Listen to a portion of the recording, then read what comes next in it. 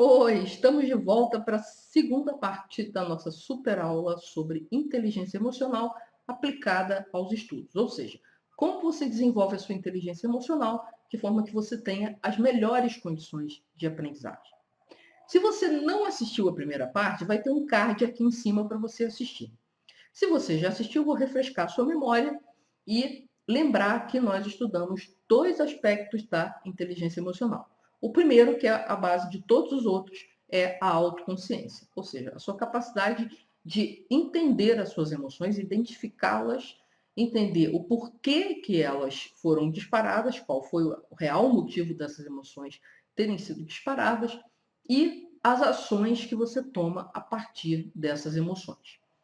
E o segundo aspecto é a autorregulação, ou seja, a partir dessa compreensão do que mobiliza as suas emoções, você entender o que te levou a agir de determinada maneira e conseguir fazer uma regulação disso, ou mudando o seu estado emocional, por exemplo, fazendo um exercício de respiração para ficar mais tranquilo, ou mudando as ações que você toma quando está sob o impacto de uma determinada emoção. Por exemplo, você pode se afastar de uma pessoa que está te trazendo uma série de problemas.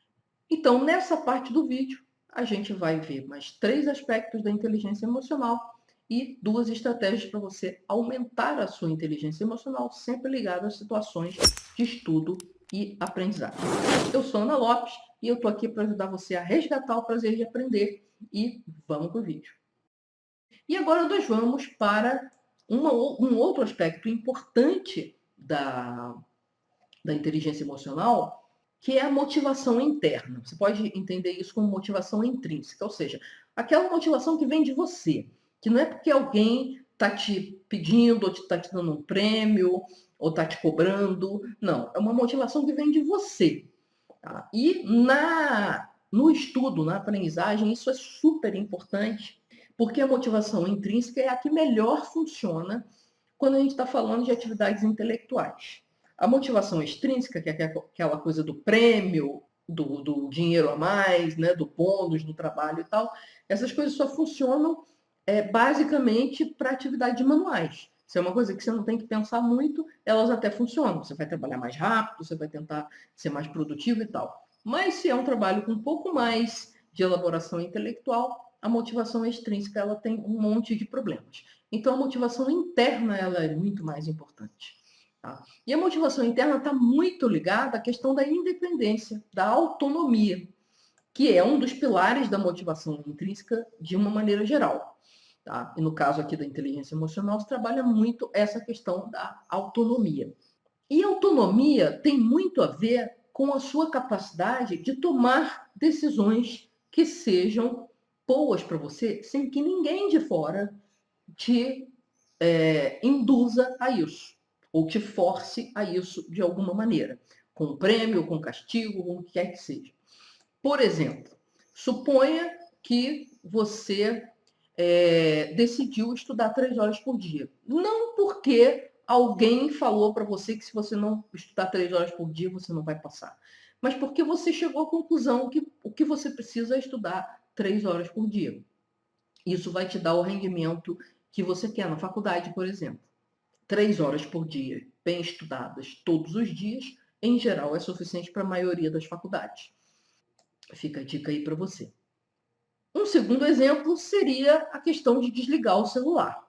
Então, você, que é uma pessoa inteligente emocionalmente, se motiva por você mesmo a desligar o celular, levar ele para o outro lado da casa, sem que ninguém tenha que tomar o celular da sua mão. Imagina sua mãe, seu pai lá tomando o celular da sua mão para você não usar o celular na hora que está estudando, porque atrapalha muito. E tem muita pesquisa mostrando que só de ver o celular você já se desconcentra. Então, você sabendo disso, você já toma a decisão de que quando você estiver estudando, você vai colocar o celular em outro lugar e vai deixar ele desligado, certo? Então, é uma decisão de inteligência emocional. Um terceiro exemplo, para a gente concluir aqui, de decisões que você pode tomar, é, por exemplo, você pegar um conceito de uma determinada matéria ou até uma matéria inteira, uma área de estudo inteira, e se aprofundar por conta própria. Porque normalmente, por exemplo, quando você está na faculdade, você está fazendo lá uma matéria com 50 pessoas, e a faculdade tem as áreas, né? Cada faculdade, cada área de conhecimento tem as suas sub-áreas. Né? Então, se você vai fazer, vou dar um exemplo que eu conheço bem, que é a ciência da computação. Tem a área de rede, tem a área de banco de dados, tem a área de desenvolvimento de software, são áreas diferentes. Mas o aluno passa por disciplinas relacionadas a todas essas áreas. No entanto, num determinado momento lá, de repente, a pessoa decide que o que ela gosta mesmo é desenvolvimento de software. E para essa pessoa se tornar uma boa desenvolvedora de software, em geral, aquela visão superficial que é dada para todo mundo, ela não é suficiente. Então, você pode, entendendo isso, procurar se aprofundar estudando à parte, tendo um projeto de aprendizagem seu à parte, só sobre aquele assunto que é o que mais te interessa, certo? Isso tudo são decisões que indicam que você tem uma motivação interna bem desenvolvida e que você tem autonomia sobre o seu processo de aprendizagem, certo? Se você precisa que alguém diga o que você tem que estudar, quantas horas você tem que estudar, que exercício você tem que fazer, que livro que você tem que ler, que artigo que você tem que aprofundar e etc e tal, você está com motivação interna precisando de uma forcinha, certo? Agora eu vou falar junto de dois aspectos que são a empatia e as habilidades sociais, porque esses dois aspectos têm a ver com a relação com o outro. Não tem muito a ver com a tua aprendizagem em particular. Pode ter a ver também porque pode afetar bastante se, por exemplo, você tiver algum problema de relacionamento sério com as pessoas. E isso afeta as tuas emoções, que, por sua vez, afeta o seu desempenho intelectual. Então, se você tem dificuldade nesses dois aspectos da inteligência emocional, é interessante você trabalhar esses dois aspectos. Então, vamos lá ver o que a gente poderia pensar em termos de exemplo aqui. Se você não conhece o conceito de empatia, a empatia ela tem a ver com você poder conseguir não só reconhecer, eu botei aqui reconhecimento, relacionamento para habilidades sociais, mas antes de você ter para você ter habilidades sociais, você tem que ter empatia, que é a capacidade de reconhecer a emoção do outro. O autoconhecimento é você saber reconhecer as suas emoções, o que causa essas emoções. Só a partir desse autoconhecimento é que você consegue reconhecer a emoção do outro. Quanto mais você consegue reconhecer as próprias emoções, mais você consegue reconhecer que o outro está sobre emoções parecidas com as que você tem. Se você não tem essa capacidade, você vai ter muita dificuldade de se relacionar com as pessoas, porque você vai interpretar errado um determinado comportamento, isso pode gerar uma série de desentendidos, de brigas, etc. e tal, ou de mágoas. Então, é bastante importante você ser capaz não só de reconhecer, tá? Só lembrando que a empatia não é só reconhecer, é você ser capaz de sentir também o que o outro está sentindo. Mas você só é capaz de sentir o que o outro está sentindo se você já sentiu alguma coisa parecida na pele, certo? Então, é só completando aqui, é você reconhecer as emoções do outro, os sentimentos do outro, e às vezes que estão sendo um pouco velados ali. Como é que isso pode se aplicar em situações de estudo, situações acadêmicas? Tem também as suas aplicações. Né? Além de você desenvolver as suas habilidades sociais para estar bem, porque nós somos animais sociais, dentro do universo acadêmico, você tem, por exemplo, aquele professor que responde pergunta com patata. Ou seja, em 3 aulas ninguém mais pergunta nada. Tá? A não ser que seja uma pergunta que ele saiba e aí ele responde. Né? Pode ser que esses professores estejam inseguros. E aí, a maneira que essa pessoa tem de expressar, a maneira errada, né? Uma maneira ruim, de baixa inteligência emocional, que essa pessoa tem de expressar essa insegurança é pela agressão. É uma forma dela se proteger. Porque ela agride, o aluno desiste de perguntar nela, os alunos da turma desistem de perguntar, e aí ela se protege de outras perguntas que possam, eventualmente, colocá-la numa situação de não saber responder. Então, geralmente, isso é característica de professores inseguros, professores muito jovens, às vezes não tão jovens, mas que de repente ficaram muito para trás em alguma área e tal. E aí uma das formas desses professores reagirem é se tornando agressivos e evitando que os alunos assim façam perguntas. Então, o que você faz diante de uma pessoa dessa? Você entende, seja empático. Puxa, eu já estive numa situação em que as pessoas queriam que eu soubesse alguma coisa e eu não sabia. E eu fiquei insegura, eu fiquei com medo, eu fiquei irritada, eu fiquei mal-humorada e tal. Sabe de uma coisa? Eu não vou perguntar para essa professora, eu vou procurar um outro professor, eu vou procurar um colega que está mais adiantado. Não vou ficar irritando a professora à toa. Tá? Isso é uma atitude emocionalmente inteligente diante de uma situação dessa, que às vezes você não pode mudar, não pode mudar de professor. Ou você pode perceber que, por exemplo, uma outra professora é empolgadíssima com aquela matéria que ela ensina. Ela realmente adora aquilo, e ela gesticula, e ela se mexe pela sala inteira, e não sei o quê. E você pode usar a empatia, que é a capacidade de sentir o que o outro está sentindo, e se deixar contaminar por essa empolgação, porque isso vai ajudar você a se relacionar bem com essa matéria e aprender melhor. Lembrar do gesto mais dramático que a professora fez num determinado assunto, imitar os gestos dela, porque o gestual ajuda a aprender na hora que você estiver revisando e tal. Então, é uma forma também de você usar a sua inteligência emocional com uma pessoa, dessa vez, com um aspecto positivo, com uma relação positiva ali com o ensino, né? E um terceiro exemplo seria, por exemplo, um colega, né? Um colega que fica tirando sarro porque você está sempre com um livro debaixo do braço. Você é uma pessoa de exatas e você está sempre com um livro de literatura ou de filosofia debaixo do braço. E aí tem um colega que fica tirando sarro, que fica enchendo o saco e tal. A nossa reação natural é ou ficar magoado ou ficar irritado, né? E isso não ajuda a gente a estar com paz de espírito para sentar na sala de aula e aprender. Uma saída para isso é você entender que, na verdade, esse cara talvez esteja intimidado pelo fato de que você consegue dar conta das coisas que você tem que dar lá no seu curso super difícil de exatas e, ao mesmo tempo, consegue ler literatura ou ler filosofia. Tá? Então, se a pessoa se sente intimidada, pois esse cara é mais inteligente do que eu, essa mulher é mais inteligente do que eu. E aí, a forma dele reagir com baixa inteligência emocional é ele ficar te chateando, ficar te implicando com você para ver se você some com aqueles livros e aí desaparece o incômodo dele. Mas o seu papel na vida não é fazer com que ele se sinta bem. Seu papel na vida é fazer o que você tem que fazer da sua vida, certo? Mas você entendendo isso, você tem menor chance de se deixar levar pela irritação. Então, esses são exemplos de como a empatia e as habilidades sociais podem te ajudar a criar um clima melhor para você aprender cada vez mais. Ok? Então, aqui a gente teve uma senhora aula de inteligência emocional. E agora é fazer o quê? Tá? Eu tenho lá os meus problemas, as minhas irritações, os professores que me chateiam, as matérias que eu odeio, e de vez em quando eu ajo de maneiras que eu não acho legal, ou eu procrastino, ou eu durmo na aula, ou eu deixo para a última hora, ou nem estudo, ou eu tento colar, e aí eu vou fazendo coisas assim que depois eu me sinto mal com isso. Então, estou precisando melhorar minha inteligência emocional. Então, o que eu posso fazer? Eu vou dar uma primeira estratégia, que é a estratégia do diário. Aí quando você fala assim, ai, Deus me livre, esse negócio é coisa de adolescente, lá eu vou ficar fazendo diário. Bom, deixa eu tirar o preconceito da sua vida.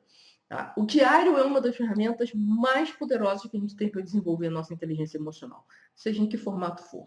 Nesse caso aqui, o que eu proponho é um diário de um formato bem específico, porque tem aquele diário que a gente imagina, né? O diário tradicional, que é meu querido diário. Hoje aconteceu isso, aconteceu aquilo outro, depois eu fui no shopping, depois eu comprei 5 blusas e não sei o que, blá, blá, blá, blá. Esse realmente é um diário mais adolescente, tá? E às vezes elas até falam das emoções ali e estão trabalhando a inteligência emocional delas ali. Ou deles também, porque meninos também podem fazer os seus diários, né? Mas aqui eu estou propondo um diário com uma estrutura que vai ajudar você a tornar isso aqui realmente um diário, uma coisa que você faz todos os dias.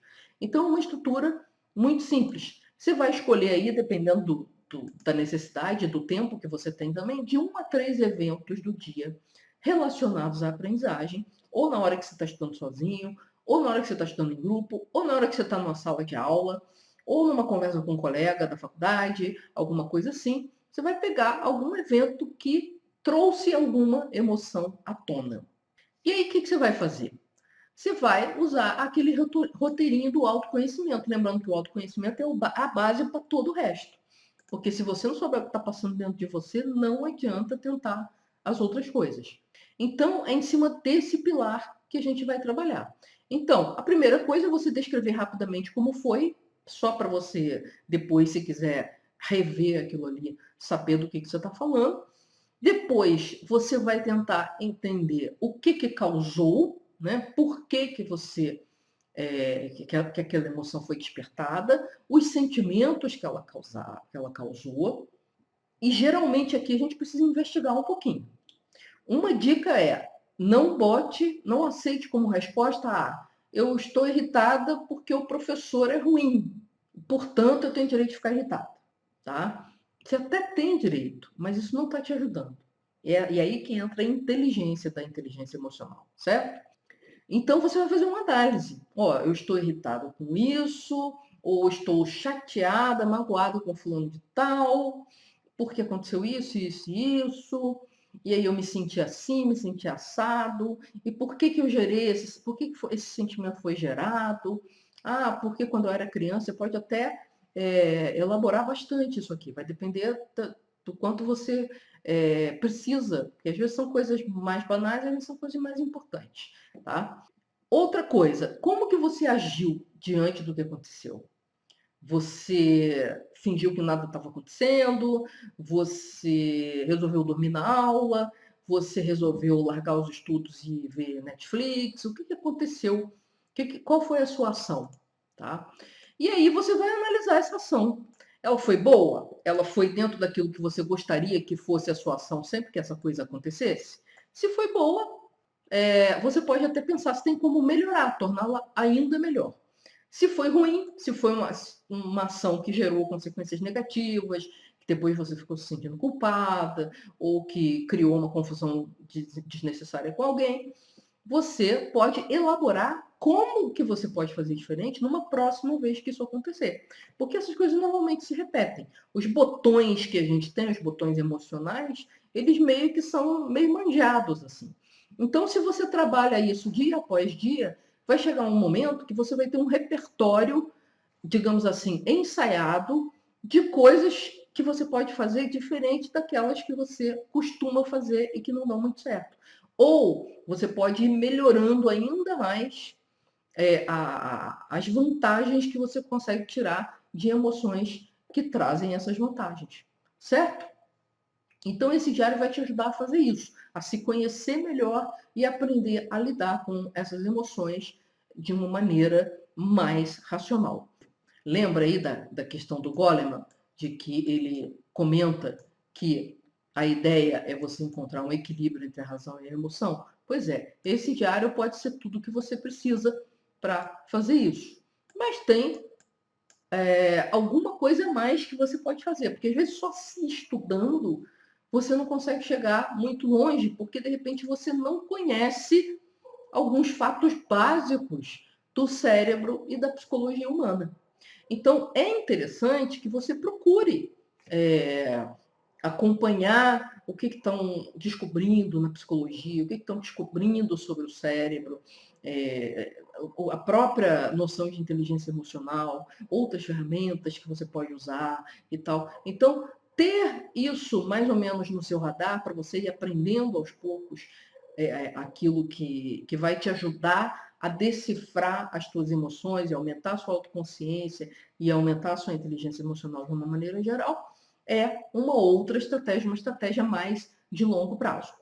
E, obviamente, uma forma muito inteligente de fazer isso é você se inscrever aqui no canal, porque, afinal de contas, a gente fala muito sobre cérebro, sobre psicologia cognitiva, principalmente, mas também, de vez em quando, fala de algumas questões da inteligência emocional, de como a emoção afeta determinados resultados que você tem e tal.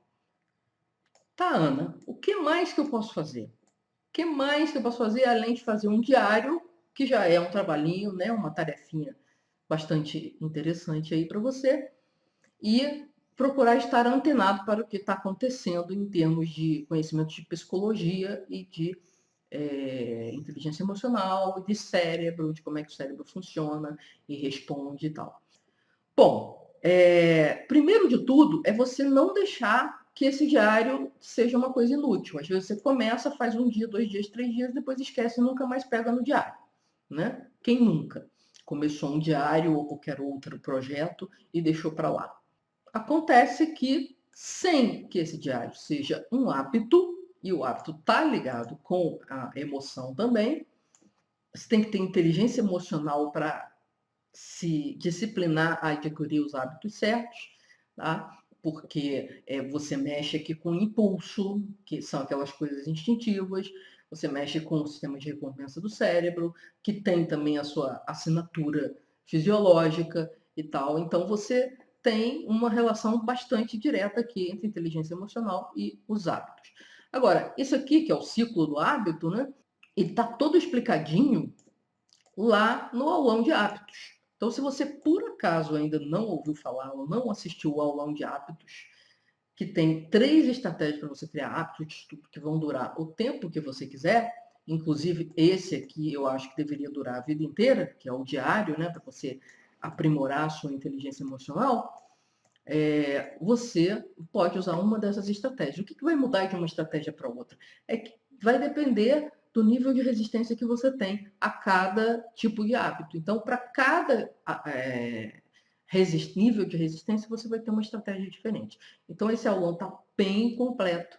Trabalha o ponto de vista de diferentes autores que falam sobre hábitos e vão ajudar você a criar o hábito do diário para aprimorar a inteligência emocional e vários outros hábitos de estudo que você sabe que tem que implantar, mas sempre acaba deixando para depois. E se você gostou dessa super aula sobre inteligência emocional, vai fazer o quê? Vai dar aquele joinha maroto que eu não pedi ainda até agora, né? Então, tá na hora de dar aquele joinha maroto e depois vai lá assistir o aulão de hábitos, que ele é realmente muito completo e você vai ter 3 estratégias diferentes para resolver qualquer problema de criação de hábito que você tenha. Ok? Estou esperando você lá no aulão de hábitos.